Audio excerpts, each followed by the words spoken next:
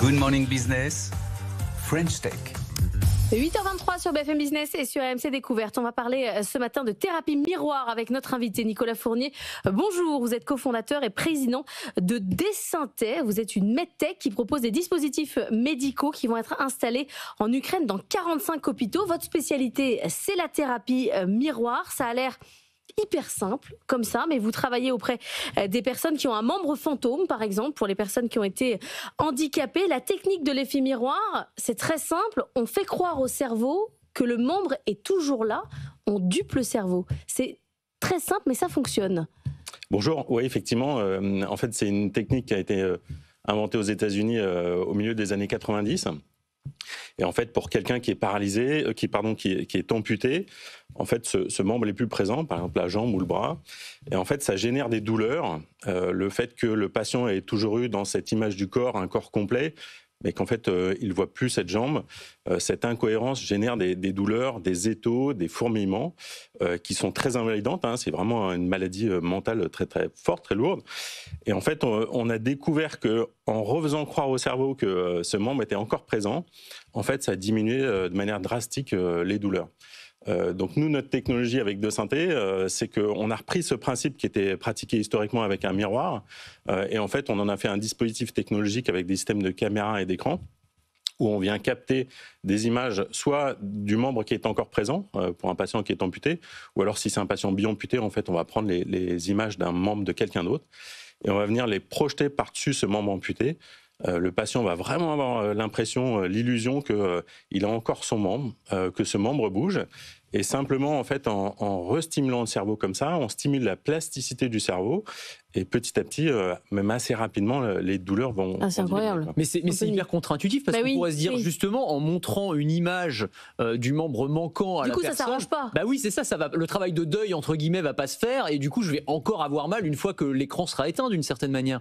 Alors ouais, c'est complètement contre-intuitif.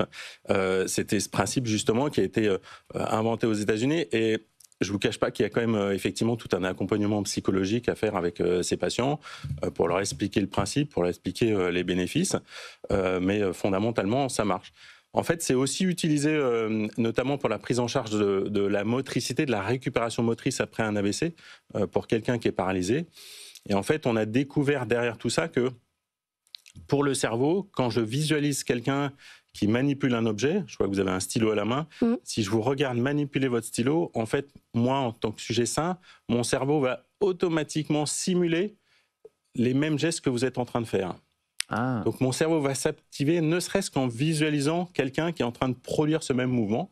Je vais activer mes aires motrices et donc ça permet par la visualisation d'un mouvement en fait de stimuler la plasticité du cerveau, le réapprentissage moteur et donc la motricité ou diminuer. Il n'y a pas de frustration après quand vous avez fini votre travail de thérapie, de rééducation. Après derrière, quand on revient à la réalité, il n'y a pas une autre frustration à gérer? Alors c'est pour ça que je dis, il y a toujours besoin et c'est essentiel, d'un accompagnement de professionnels de santé qui connaissent leurs patients, qui vont en amont bien leur expliquer tout le principe. Dans le dispositif, on a effectivement intégré aussi des petites vidéos d'explication du principe aux patients. Et puis, il y a de la frustration, souvent pendant les séances, il y a beaucoup d'émotions, c'est sûr, mais il y a surtout, j'allais dire, beaucoup de soulagement parce qu'en fait, quand ils visualisent leurs membres, pour eux, juste après, en fait, rapidement, les douleurs diminuent. Ils nous disent parfois, même après la première séance, j'ai l'impression d'avoir, même si cette jambe n'existe plus, une jambe un peu plus légère, un peu plus souple, alors que d'habitude, ils ont l'impression d'avoir un billot de bois. Donc, c'est assez vite une... Alors, vous êtes déjà présent dans plusieurs pays. Là, vous allez vous installer en Ukraine. Alors, techniquement, en fait, on ne va pas s'installer en Ukraine. Par contre, on va vendre, installer et surtout former des équipes dans 45 hôpitaux en Ukraine. C'est issu, en fait, ce qu'on appelle du fonds Ukraine qui avait été décidé par le président Macron au mois de juin. Donc nous, on a soumis nos projets qui étaient finalement issus de terrain. C'est des hôpitaux qui nous avaient sollicités pour avoir nos dispositifs. Et donc là, on va rentrer dans cette dynamique avec eux finalement installer les dispositifs, former tous ces hôpitaux pour aider des soldats ou des civils qui sont blessés dans ce contexte de guerre. Anthony. Ce que vous vendez, c'est le dispositif à proprement parler, parce que finalement, c'est entre guillemets juste un écran avec des caméras, ou c'est quoi? C'est le logiciel qui est associé qui va permettre de réaliser des jeux, j'imagine, avec le membre manquant pour pouvoir stimuler cette motricité cérébrale?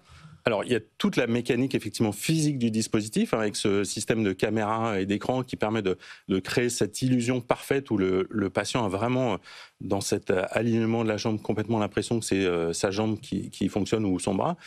Et puis à l'intérieur, on a intégré finalement de l'intelligence avec des évaluations, des exercices, et puis un petit agent qui va permettre, j'allais dire, de proposer des exercices les plus adaptés aux patients. L'idée, encore une fois, c'est de dire on va essayer de simplifier le travail des thérapeutes, le rendre plus facile, de proposer des exercices intelligents qui vont être adaptés à chaque patient. Donc tout ça, c'est dans ce contexte aussi une vraie satisfaction pour toute l'équipe parce qu'on a l'impression de contribuer à notre hauteur à finalement accompagner ces blessés. C'est ce que vous faites, je crois, c'est pas qu'une impression. Merci Nicolas Fournier d'être venu ce matin pour nous parler de Deux Synthèses.